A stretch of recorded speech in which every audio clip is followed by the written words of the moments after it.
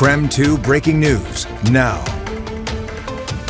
We do begin with breaking news here on KREM 2 News at noon. We are just learning from officials that it is likely more than 700 structures have been destroyed by flames. That number will likely continue to grow as fire crews continue battling dangerous conditions. Tens of thousands are forced out of their homes. We have some of the latest numbers.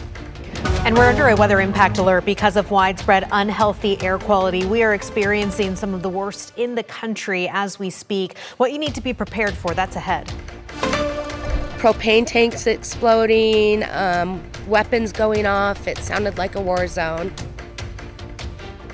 Hearing from people today, including the National Guard, who says it looks like a war zone now. And we are hearing from people who just had minutes to evacuate in the tense moments as they work to get out. Take a look at this. This is video from early this morning of flames from the Autumn Lane fire. Our KREM 2 crew spotted these flames in the 5 Mile Prairie neighborhood while they were on scene. Hi, everyone. Thank you so much for joining us here on KREM 2 News at noon. I'm Laura Papetti. As we begin the noon hour today, we do take a look at continuing breaking news. Just within the last hour, officials speaking to the public with the very latest information about the fires burning throughout the area. Now reporting more than 700 structures lost to the flames, and they say that number could approach more like 1,100 when all said and done. They are also telling people that it may be days or weeks before they can return to their homes and to their neighborhoods. It's going to take a lot of effort, a lot of coordination, and a lot of patience. I know people want to have certainty about when can I get back to my property, when can I get back to my home. We don't have it. We pushed, and it was made very, very clear, and I trust the folks in this room. We don't know. It's neighborhood by neighborhood and block by block, and so we really want you to pay attention. They are regularly reevaluating the situation, the weather, the fire, and the potential for things to reignite. They're regularly reevaluating that, and will issue any changes whenever they have that information that makes it safe to do so, and on a daily basis. But that doesn't mean that we can give you an estimate. It could be a week, it could be weeks, depending on where your home and property is. And so we just are really asking people, be patient. Just because you see someone on a social media post that got to go back, you think, okay, they did. Please listen to these professionals and the work that they are doing to keep us all safe. Hearing from officials today, including right there, Mayor Lisa Brown pleading for patience as crews are working hard to not only battle the flames, but to check the neighborhoods out and get people back. Hard news to hear for the 67,000 people who have been evacuated, but so important that fire crews can tackle these fires. And again, working to keep everyone safe. We will, of course, bring you more throughout this afternoon, and that does include on KREM.com as well, so you can hear the very latest from officials as they are releasing some new information about the fires. Hundreds of local families have now lost their homes and everything inside. Some of the most widespread damage is in the area of the Old Trails fire. And KREM 2's Regan Gallo is beginning our team coverage today. She is in the neighborhoods now with updates. First of all, Regan, where are you right now? Give us some context of what's around you and what you're hearing from people who are there. Laura, this has just truly been devastating. We have been out here since 5 a.m. this morning, walking around these impacted neighborhoods. We're just off of Indian Trail Road. Truly devastating. Some houses escaped the flames, got really, really lucky, while others did not. And actually, just before we got on air, there was some type of explosion just to the right of me, behind me. And as you can see, these houses that are burnt down, there's still very active smoldering smoke going on. So we actually have no idea what those explosions are. We see a Vista crews right to the side of us as well. So we're going to follow up with them in just a few minutes here. But that just shows to the extensiveness is that this is still smoldering. Properties are still smoldering, and it's still I would say not the safest right now, but this is what else I want to talk about. This house over here, out of the entire cul-de-sac, this house is left still standing. And we actually talked to the homeowner here, a mom of 2. She's lived in this area for about 20 years. This is home for her. She grew up here as well.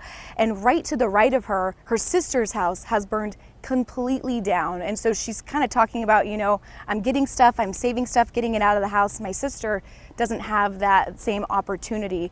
Truly devastating for this entire community. Now, again, Laura, like you talked about, some of those updates. Earlier this morning, we only had 600 structures impacted. Now we're at possibly 700 plus, potentially up to 1,100 structures impacted. However, officials don't want to say just yet as they are continuing to still count and be as thorough as possible. Earlier this morning, we did talk to the incident management team that is from California here working on these fires, and they were talking about the smoke in the air. We're going to hear from him now. So right now you might wake up to just like a socked in, almost like a fog. That's actually good for firefighters because it's suppressing that airflow. Fire needs oxygen. It's kind of when you wake up and you're trying to restart your campfire in the morning when you're camping, it doesn't want to get going because it needs that oxygen, it needs that flow. So a good thing is the firefighters can make really good progress, but we also need that lift to have aircraft fly and get those aircraft putting water and retardant on the fire like an Auden Lane. So one other update too, yesterday we were at 7,500 acres impacted for all the 3 Spokane area fires. Now it's over 8,000 for the Old Trails fire, which is in the neighborhood we're at. It's around 3,600 acres, just to give some perspective there. So still stay safe everyone, as they might be coming in and out of the area. Again, those shelters are open, and Shadle Park High School is having drop-in childcare today for anyone that might need it from 11 a.m. to 3 p.m. That's not far from here if people need any childcare as they are dealing with some of the administrative tasks with the impacts of this fire. For now, I'm reporting here just off of Indian Trail Road, Regan Gallo, KREM 2. Regan, appreciate it. Back to wildfires in a moment, but first let's get a check of our air quality as we take a live look outside Riverfront Park. Jenny Power has been tracking this for days now, and Jenny, I know there are some areas where it's not great air quality, but others we're talking dangerous. So give us a look at what you know so far. Yeah, Laura, and this is the big reason why this morning and today we are under a weather impact alert. We are going to be under this through at least tomorrow because of the unhealthy and very unhealthy air quality conditions that we are seeing. And when it reaches this level, that's when it impacts everyone. So you're advised to limit your time outdoors and avoid any outdoor strenuous activity.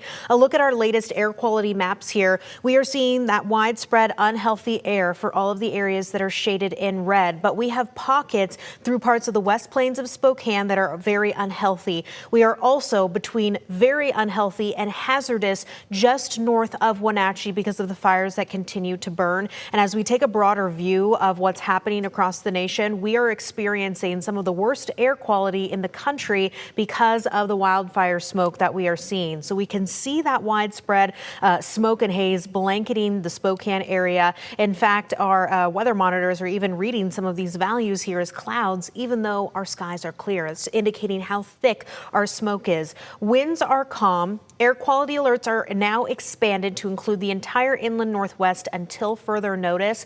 The best news when it comes to firefighting efforts is that our winds are going to be significantly lighter even than what we saw yesterday. But that's not good news when it comes to the air quality and the smoke. Full timing of how this is going to change moving forward ahead.